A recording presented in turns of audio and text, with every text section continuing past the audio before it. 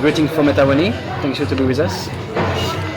So the last 2 years has been a roller coaster for LACUNA COIL. Successful album, followed by a tour and lineup change as well. Now you are back with a brand new album, Delirium, which will be released late May. So how's the excitement level in the band? Super excited. We're super excited. I think this is the best record we've ever done. It's the heaviest one we've ever done. It will surprise a lot of people. And we can't wait for it to be out. I mean, we're just right now we're in the middle of the storm because there's so many things to take care of before the release. You know, we're still finalizing the video, how it's gonna be. We're doing the promo. We have to rehearse the songs to start play them live. Organize all the bureaucratic things for the upcoming tour, which is gonna start in the end of the month. So all the visas, all that kind of. So it's very, very merchandise for the tour. A lot of information all together, so it's kind of a very, very busy time, but also exciting. So it's the first album since the departure of 3 of the members, which obviously leads to more responsibilities to match the expectation as well. So how difficult has been the whole process? Well, actually, like 2 of the members left 2 years ago, so I mean, it's a completely different story. They just left because they just wanted to change life and settle, and they were tired of touring. And then we continued for a while with Myles, and then Myles decided to resign, just like when we were entering the studio, pretty much, because he felt that he couldn't express himself completely anymore, or whatever reason he decided to leave for. But the songwriters of LACUNA COIL are still in the band because it was always Marco, the writer of the music and the internal producer of the band. It was always Andrea and I writing the lyrics, and Ryan came in and added so much, with his incredible drumming and his persona. So honestly, didn't really change the balance. Of course, it's always sad when a person that you shared so much time with decides to take a different path, but it's not that he died or he just left in a bad term or there was drama going on. So I mean, it's a natural evolution. I think it's normal in a family. I think it's normal in a relationship. It can happen. So it's the same. It's the same for us. But honestly, there is a lot of motivation, and actually, Myles' departure led to a new energy within the band. It's like this is not even the next chapter, it's the new book of LACUNA COIL. A new lineup, a lot of guests in the record, Marco playing guitars, first album self-produced by us and in full control.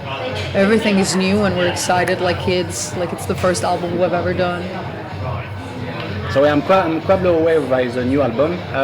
It's really hard to actually choose my favorites right now. So what will be your favorite, guys? Something that you feel clicked directly when you start recording the album? There are some songs which we like better or we connect better because for personal reasons. But in general, I don't think there is.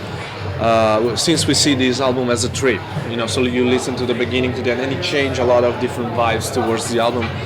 There's not one song that represents the album that you say. There are songs that are catchier, that could be used as single or whatever you want to call it, but there's not one song that you say, okay, this song is the album. I don't realize. Maybe in the past there was a song or two that you can totally define the album with. While now I really struggle to do it because if you think about the opener, it's such a heavy song, very different than what we've done in the past. But then there are also songs like Take Me Home, which are more melodic, but even more modern and with a different approach. And then My Demons, again, it's a song with a lot of growl vocals, but it's also very atmospherical at the same time. So it's hard to choose one song. There are so many. Oh, You Love Me Because I Hate You. It's a completely different song. So. With this album, it feels like a personal experience. Delirium as a creative, mature outfit for you guys to express, I guess, maybe what's happened the last 2 years. So how close is the album to your heart? It's very close because we never really talk about fantasy stuff in our records. So even though we're talking through metaphors sometimes, it's always representing what we're living, what we experienced, everything that's really there for us. In this case, we took the inspiration thinking about this old abandoned asylum. But as Andrea said, the insanity is not only a medical condition in this record, it's so much more. It's the little insanities that we're living every day, the craziness that's going on nowadays.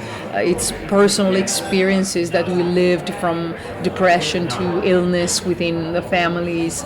So it's so much more, but it's all real. It all came from there.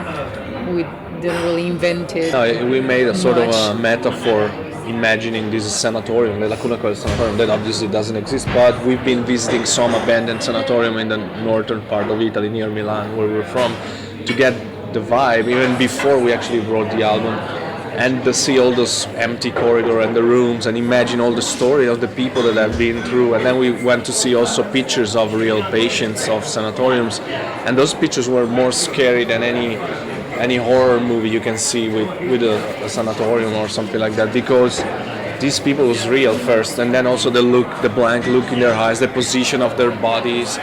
Because of the illness, they had different control of their bodies. It was way more twisted than seeing something with blood or with music coming all of a sudden, like in a movie, you know. So we did a lot of research. We used a lot of words from the symptoms of the illnesses, but then we also, as she say, apply to our life, you know. So for example, a song like "You Love Me 'Cause I Hate You," we took the inspiration from the Stockholm syndrome. So when you fall in love with the people that is keeping you prisoner, but obviously we've never been kidnapped or something like that. The real story is that it's a relationship where you feel imprisoned in, and even if you feel that the relationship is toxic for you and is negative, you can't let it go because you think it's the right one for you, you know, but it is not. And so we use this kind of metaphor for all the lyrics, basically. I think it worked pretty well. Kudos to Maki for taking up more responsibilities, and the amount of effort he put on the album is tremendous. Beat riff, his signature sound, and of course his killer bass lines. I think he upped up his game a bit on that album. Yeah, I think so, yeah. Yeah, I'm really proud of what he did. I mean, he really took a lot of time for everything, from the songwriting of the music and also producing this record, staying in the studio so much, staying up so many nights. He did step up his game, but he worked really, really hard for that, and I'm really proud of him. He's been pushing us as well on the record, because when we started to hear the material he collected, we realized that it was heavier, obviously, but instead of mellow it down and try to make it sound more like what you would expect from Lacuna Coil, we decided to push it even further. So if there was a double bass part with a riff, we put some growl vocals on top of it, so to make it the way it should be, instead of try to find a compromise, you know, and make it sound more like what we did in the past. You know, we just went all the way to the song, to help the song to be the best possible. And I think unconsciously it's the same thing we were doing when we did albums like Comalize or Karma, that were made with less experience, you know. And so we were just following the music instead of thinking too much, you know. And this time around I think we have the same kind of vibe, you know, the same will to just push the music first, you know. Because sometimes unconsciously when you work with some producer, you listen to them because you pay them and you know they get a lot of experience, so you obviously try to take advantage from working with them, you know. And you always hear their opinion. So once this time around we didn't have anybody come in and say, no, maybe you should do this or you should try that. And we just went all the way we wanted to go, you know. And it was a different experience this time around. Coming out more real, yeah? Yeah, and we have learned also how much we have learned from these people, how much now we can walk on our own legs for lyrics, for arrangements, drum beats, understand when it's time to put a roll or not time to put a roll, when you can really exaggerate with the drum or when you can't, and you have to support the voice instead, you know. So we have learned how much our experience has grown because we've been working with Valdemar and Don Gilmore and Jay Baumgart and all these people that has a lot of different kind of experiences. Cristina and Andrea has been the backbone from the band in terms of vocal, melody and lyrics approach. So the album is, as you said, darker. The theme is very strong. Lyrics are very fierce. So So how was the trip to the darkest sanatorium to the inn in Italy? Oh, it was really disturbing. It's so weird because you basically enter in an empty space where nobody's there anymore. Not even just the structure is there, but like when you go visit these places, like you breathe the anxiety that was surely there. To talk about a topic like insanity, especially when you're talking about a medical condition, is such a stigmatized thing. But we felt that we just wanted to go deeper because usually people is afraid of things that they don't know, and insanity is one of these. I mean, you don't know that much about that, especially the medical condition, and sometimes we don't realize that we are living small insanity in everyday life that are perfectly normal and accepted. But if you observe them better and if you think about them, they're crazy.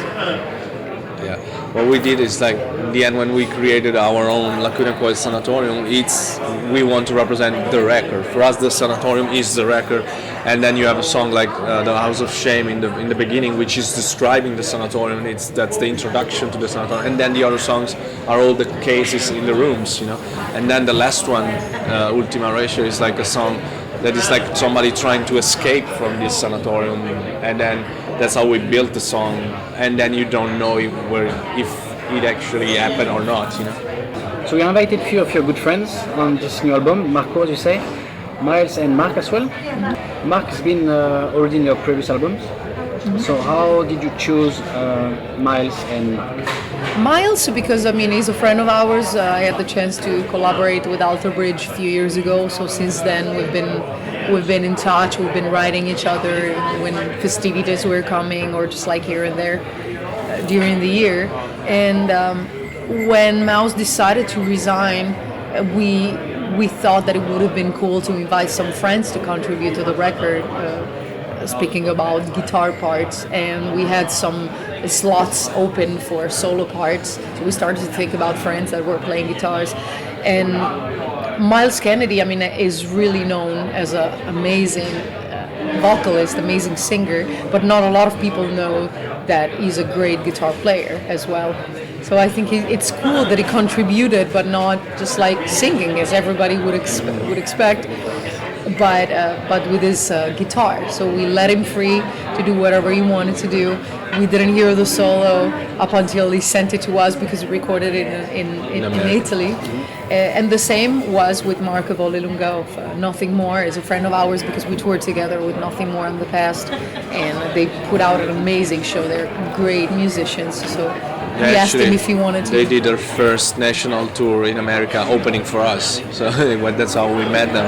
And then we've been in touch all the time. They play Milan. We went out for beers and drinks and food. And then it was just natural to us. He has such a unique style of playing, you know, that he did something very great on the song, I think. And then Marco Barusso is also the sound engineer of the record.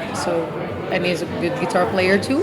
And the same for Diego Cavallotti and Alessandro Laporta. They are friends of ours that can play really well. That came in, and that made the album even more dynamic and intense, so we could have different things in it. So have you guys ever thought about performing in India again? It's been a long time. So is there any plan on returning in India? India, okay. Yeah, we did. We played in Bangalore. I don't remember, probably 5 years ago. Yeah, it was 5 years ago.